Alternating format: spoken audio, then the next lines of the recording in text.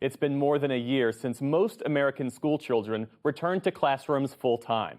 Now school districts are working to recover learning that was lost while kids were at home during the pandemic. Researchers say students in low-income neighborhoods lost the most. I recently visited a school in Baltimore that's found innovative ways to help students catch up.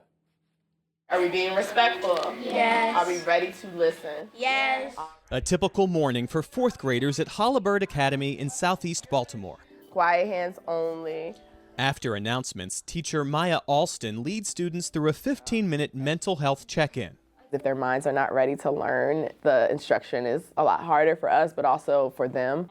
This daily ritual started before the pandemic, but it's taken on new importance after students return to the classroom. One way Baltimore City Public Schools is helping students catch up on unfinished learning from the pandemic. Because they left off at a younger grade, it's like they're picking up where they left off, even with us trying our best to catch them up. Not just academically, but socially and emotionally. How have the morning check-ins affected your students? I think they sometimes struggle even just with simple communication skills as far as like talking to each other during recess instead of being on their phones because they're so used to having that technology in front of them. Starting the day with a mindset of how are you or a check-in allows them to know that we care about them beyond their instruction. Holabird Academy is a neighborhood pre-kindergarten to 8th grade school where 100% of students are on free or reduced cost lunch. We did experience that students had trouble or challenges in dealing with some of those social and emotional skills. Principal Stephanie Pappas says prioritizing mental health is crucial. We want to be intentional about building those capacities in students, including self-awareness and responsible decision-making and, just ensuring that our students are able to demonstrate empathy for one another in an authentic way. Holabird has expanded its emphasis on mental health through community partnerships and additional training for teachers using an infusion of state and federal pandemic funding.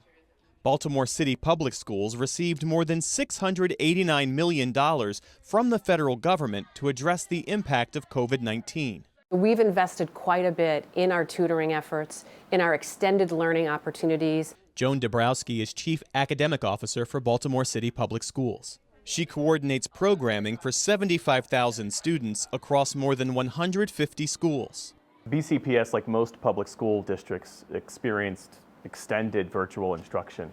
How has the pandemic affected students here? We know that students had limited opportunities in virtual learning, and that we are now seeing, as we've come back to in-person, that we have work to do to bring those students back on track and to accelerate their learning so that we can ensure that they are ready to do well at their grade level and beyond. Staffing is a key part of Holabird's strategy. Additional funding enabled Holabird to add 15 positions for teachers and aides. That allowed the school to put 2 teachers in most classrooms and offer classes like this on environmental sustainability. You can see how that worm is digesting the organic materials. Today's lesson, how earthworms support ecosystems. I see it, guys.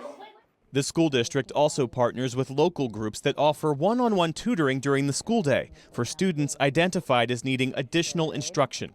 Holabird itself has added small group time for all students. A.M. ham, am. A.M. ham, am. Beautiful. One of those small group interventions is called Just Words, which helps students with reading fundamentals. A apple a. It's definitely been an uphill battle. A lot of them missed almost half of first grade, and those are the years that they learn and that they really solidify those foundational reading skills. Just Words instructor and 4th grade teacher Melissa Morella. They don't really get any direct instruction anymore in reading in their general education classes. And so small group is a time where the kids who need that extra practice really can get the direct instruction with the teacher with me. Morella also teaches English for speakers of other languages. About half the students at Holabird are English language learners. When these kids were at home during virtual learning, most of them didn't have any exposure to English at all. Their families all speak Spanish. A lot of our English language learners, especially those who are newer to the country, really kind of had to relearn English if they'd already knew it, or they had to take those extra steps once they got back to school to really solidify their English skills. What's your favorite subject? These fourth graders are among those benefiting from being back in the classroom. What's the best thing about school?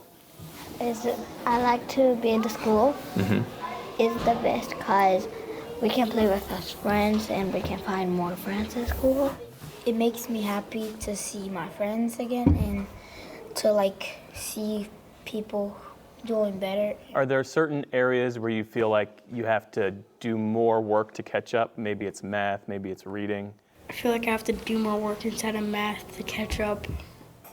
Is it because of the pandemic and being at home for a year and a half, 2 years? Yeah. How has the small reading group helped you? It helped me because I was having a tough time reading words, and when I go to just words, it helped me sound out the words so I remember them and I learn new words that I didn't know how to read it. Parents like Joanne Espinoza can see the difference a personalized learning plan makes for students like her son Jason. He was in kindergarten when the pandemic started, and that's when they started to learn how to write, make words, dibbles. He was struggling a lot, but now being in school, I can see the progress. I can see him thriving. Helping students thrive is no small task for a school district that was already underperforming in 2020 and took a step back during the pandemic. We know that even prior to the pandemic, our students had important learning needs. And yes, the pandemic intensified those things. Our energy is forward thinking. Our energy is around using our data to inform that instruction in service of getting our students back on track and getting our students on grade level. The fourth graders in Ms. Alston's and Ms. Morella's classes say they notice and appreciate the help they're getting. Coming to fourth grade, I was nervous because I didn't know it was going to be new people and new teachers, and now I'm happy to see my new teachers helping us.